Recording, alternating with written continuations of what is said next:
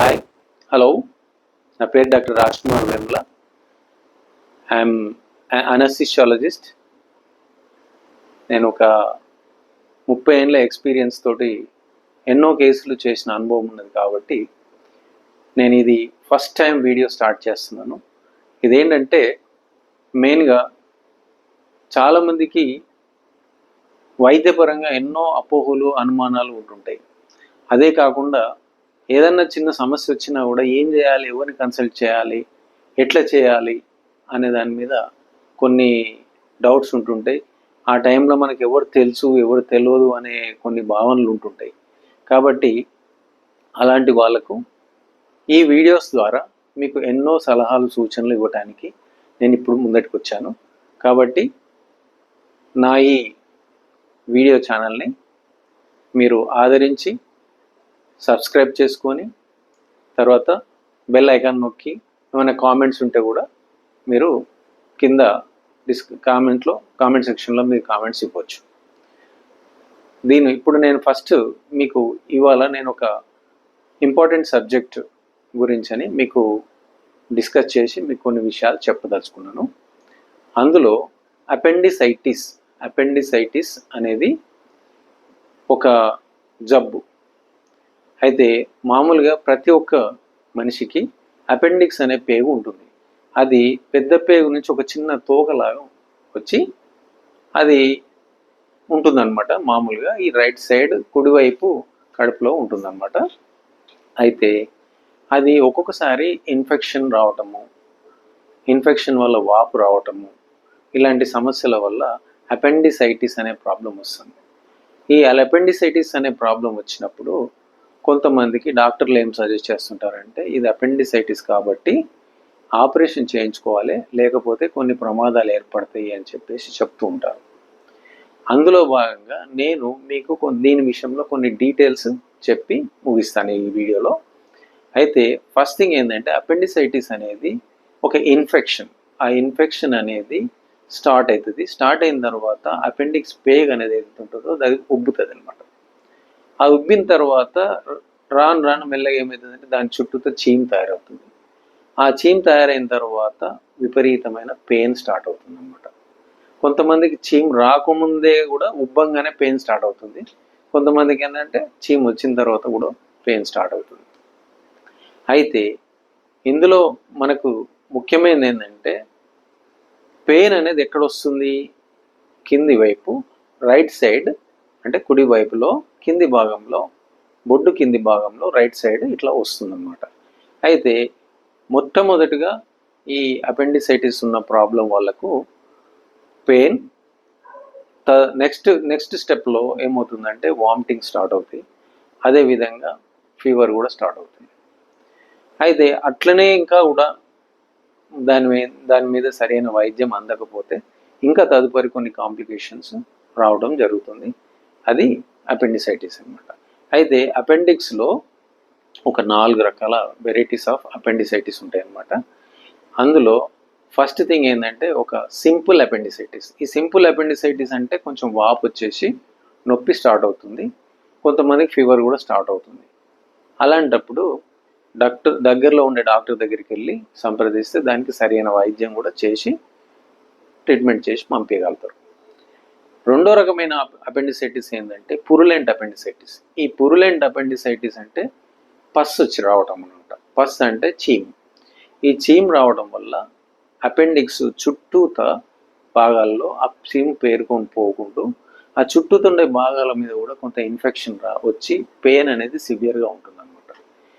ఇటువంటి సందర్భంలో కంపల్సరీ డాక్టర్ను సంప్రదించి సరైన వైద్యం చేయించుకోవాలి. అందులో వైద్యం ఎలాంటివి ఉంటాయి, ఏం సంగతి అనేది నేను నెక్స్ట్ స్టెప్లో చెప్తాను. మూడో రకమైన అపెండిసైటిస్ ఏంటంటే గ్యాంగ్రీనస్ అపెండిసైటిస్ అంటారు. అదేంటంటే పేగు కుళ్ళిపోవడం అన్నమాట. అదేంటంటే ఫస్ట్ ఈ వాపు చీము రావడం వల్ల ఆ చుట్టుపక్కల ఉండే మొత్తం అవయవాలు కూడా మెల్లమెల్లగా ఇన్ఫెక్షన్ వాపు రావటం వల్ల ఈ అపెండిక్స్ పేగుకు రక్త ప్రసరణ పూర్తిగా కట్ అయిపోతుంది అనమాట. అంటే రక్త ప్రసరణ జరగకుండా అయిపోతుంది. అలాంటప్పుడు ఆ పేగు కుళ్ళిపోవడం స్టార్ట్ అవుతుంది. ఆ కుళ్ళిపోవడం అనేది ఏదైతే జరుగుతుందో అది ఇమ్మీడియట్గా స్టెప్స్ తీసుకొని దానికి ఆపరేషన్ చేయించాల్సిన అవసరం ఏర్పడుతుంది. ఇక 4వ రకం ఏంటంటే పర్ఫొరేటింగ్ అపెండిసైటిస్. పర్ఫొరేటింగ్ అపెండిసైటిస్ అంటే కొన్ని సందర్భాల్లో ఏమవుతుందంటే ఈ వాపు వచ్చినప్పుడు ఆ అపెండిక్స్ బేస్ దగ్గర బ్లాక్ అయ్యి అది వాపు వచ్చేసి చీమ్ వచ్చేసి ఏదో ఒక పాయింట్ మీద అది రంధ్రం పడి బయటకు వచ్చేస్తుంది అనమాట. అప్పుడు కొంచెం పెయిన్ రిలీఫ్ వస్తుంది ఫస్ట్, తర్వాత దాన్ని మళ్ళీ ప్రాబ్లం ఇంకా సివియర్ ఎక్కువైపోతుంది అనమాట. అయితే ఫస్ట్ థింగ్ ఏంటంటే ఈ చీమ్ వచ్చినప్పుడు దాంట్లో ఉండే పస్ వివిధ పస్ కాకుండా దాంట్లో ఒకసారి స్టోన్స్ వల్ల కూడా వస్తుంది అనమాట. ఆ స్టోన్స్ కానీ పస్ కానీ అంతా మొత్తం కడుపులోకి పేరుకుపోయి దానివల్ల సివియర్ పెయిన్ రావడము, తర్వాత కంపల్సరీ ఆపరేషన్ చేయలేని పరిస్థితి ఏదంటే పేషెంట్కు మరణానికి కూడా కారణం అయ్యే అవకాశం ఉంది. ఈ గ్యాంగ్రీనస్ అపెండిసైటిస్లో కానీ పర్ఫొరేటెడ్ అపెండిసైటిస్లో కానీ మరణం జరిగే అవకాశం కూడా ఉంటుందన్నమాట. అలాంటప్పుడు వైద్యం అయితే కంపల్సరీ చేయాలి. దగ్గరలో ఉండే హాస్పిటల్లో సర్జన్ కలిసి దీన్ని సరైన వైద్యం చేయించుకోవాలి. అయితే నా సలహా ఏంటంటే మీలో కొంతమందికి ఇప్పటికే ఆపరేషన్ చేయించుకున్న వాళ్ళు ఉంటారు, కొంతమందికి అపెండిక్స్ వచ్చి ఇప్పుడు ఆపరేషన్ చేయించుకునే స్థితిలో ఉంటారు, కొంతమంది ఆపరేషన్ కన్నా ముందే వైద్యం చేయించుకొని బాగైన వాళ్ళు కూడా ఉంటారు. అయితే నేను ఇక్కడ ఏమంటున్నానంటే అపెండిక్స్ ప్రాబ్లం వచ్చినప్పుడు ఎప్పుడు కూడా దాన్ని పెద్ద సీరియస్గా టెన్షన్ తీసుకోవాల్సిన అవసరం లేదు. కేవలం డాక్టర్ని సంప్రదించి సరైన వైద్యం ఎలా చేసుకోవాలి అనే దాని మీద సంప్రదించి చేసుకోవటమే ఇంకా ఇంతమంది వేరే మార్గం ఉండదు.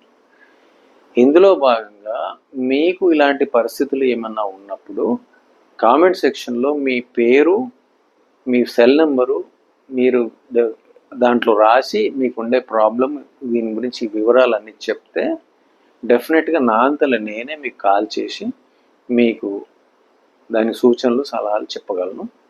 అది కాకుండా కూడా మీకు ఆపరేషన్ ఎవరి దగ్గర చేయించుకుంటే బాగుంటుంది, అందరూ డాక్టర్లు సర్జన్స్ అందరూ సర్జన్స్ ఉండొచ్చు చాలామంది, కానీ దాంట్లో నైపుణ్యం గల వాళ్ళు కూడా కొంతమంది ఉంటారు, కొంతమంది ఫ్రెష్గా వచ్చిన వాళ్ళు ఉంటారు, కొంతమంది ఓల్డ్ టైమర్స్ ఉంటారు.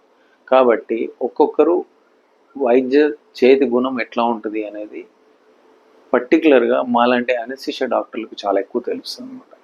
ఏ డాక్టర్ తోటి మంచి చేయించుకుంటే చాలా స్మూత్గా సర్జరీ అయిపోతుంది ఏం సంగతి అనేది నేను బాగా ఈజీగా చెప్పగలను. ఎందుకంటే మాకున్న అనుభవంలో డాక్టర్లు వాళ్ళ చేతి గుణం ఎటువంటిది కూడా మాకు చాలా ఈజీగా తెలుస్తుంటుంది అనమాట. అందు గురించి అని మీరు మమ్మల్ని సంప్రదిస్తే మీకు సరైన గైడెన్స్ కూడా నేను ఇవ్వగలను. ఇది ఒకటి. నెక్స్ట్ ఆపరేషన్కి వచ్చే వరకు ఏమవుతుందంటే ఆపరేషన్ 2 రకాలు ఉంటుంది. ఫస్ట్ థింగ్ మాన్యువల్గా ఇక్కడ కట్ చేసి ఆపరేషన్ చేస్తారు. ఈ ఆపరేషన్ చేసినప్పుడు మాన్యువల్గా తీసేసి కుట్లేసి పంపించేస్తారు. అది తర్వాత మానిన తర్వాత పంపించేస్తారు. రెండోది ఏంటంటే లాప్రోస్కోపిక్ ఆపరేషన్. లాప్రోస్కోపిక్ ఆపరేషన్ అంటే ఇక్కడోటి ఒక మూడు చోట్ల రంధ్రాలు పెట్టేసి అది కెమెరా స్కోప్ పంపించేసి దాన్ని టీవీలో చూసుకుంటూ చేస్తారనమాట. ఇది లాప్రోస్కోపిక్ ఆపరేషన్. అయితే ముఖ్యంగా మాన్యువల్గా సర్జరీ చేయించుకున్న వాళ్ళకు ఏంటంటే అపెండిక్స్ అనేది తీపించుకుంటారు అనమాట. తీపించుకున్న తర్వాత అపెండిక్స్ అంటేనే ఇన్ఫెక్షన్. ఈ ఇన్ఫెక్షన్ అనేది ఏదైతే ఉంటుందో ఆపరేషన్ చేసేటప్పుడు ఈ పొరలకు కడుపు మీద ఉండే పొరలకు కూడా ఓసారి ఏమైతే తీసే క్రమంలో అక్కడిక్కడ అంటితే తప్పదు. అది ఎవరు చేసినా అంతే, దానివల్ల ఏం చేయలేము. అయితే ఓసారి కుట్లు మానకపోవచ్చు. మాననంత మాత్రాన కుట్లోకి చీమ వస్తుంటుంది. ఎందుకంటే అపెండిక్స్ అంటేనే ఒక చీము, అపెండిసైటిస్ అంటేనే చీము. అలాంటిది ఈ కుట్లు మాననంత మాత్రాన డాక్టర్ ఏదో పొరపాటు చేసిండు అందుకే ఇట్లా అయింది, లేకపోతే ఇట్లా కాదు, వాళ్ళకి అట్లయింది వీళ్ళకి ఇట్లయింది అని చెప్పేసి అలాంటి అపోహలు ఏం పెట్టుకోవద్దు. ఎందుకంటే అపెండిసైటిస్ అనేది ఇన్ఫెక్షన్. ఆ ఇన్ఫెక్షన్ ఉన్నప్పుడే మనం ఆపరేషన్ చేస్తున్నప్పుడు ఆపరేషన్ అయిన తర్వాత కూడా ఈ పొరలలో ఓసారి ఇన్ఫెక్షన్ ఉంటుంది. దానికి వైద్యం చేస్తే సరిపోతుంది, దాన్ని పెద్ద సీరియస్ తీసుకోవాల్సిన అవసరం లేదు. ఇంకొకటి ఏంటంటే ఆపరేషన్ అనేది ఎప్పుడైనా ఆ డాక్టర్లు చేస్తారు కాబట్టి డాక్టర్ల సలహా ప్రకారమే సరి అయిన వైద్యం పూర్తి కంప్లీట్ చేసుకోవాలి. ఇంటికి వెళ్ళిన తర్వాత ఏదైనా చిన్న చిన్న సమస్యలు వచ్చినప్పుడు పక్కింటోళ్ళు వాళ్ళు వీళ్ళు మాకు ఇంత ఎక్స్పీరియన్స్ ఉంది, మేము ఇన్ని ఆపరేషన్లు చేయించుకున్నాం అది ఇది అని చెప్పేసి పక్కింటోళ్ళు డాక్టర్లు అవ్వడం మొదలవుతారు.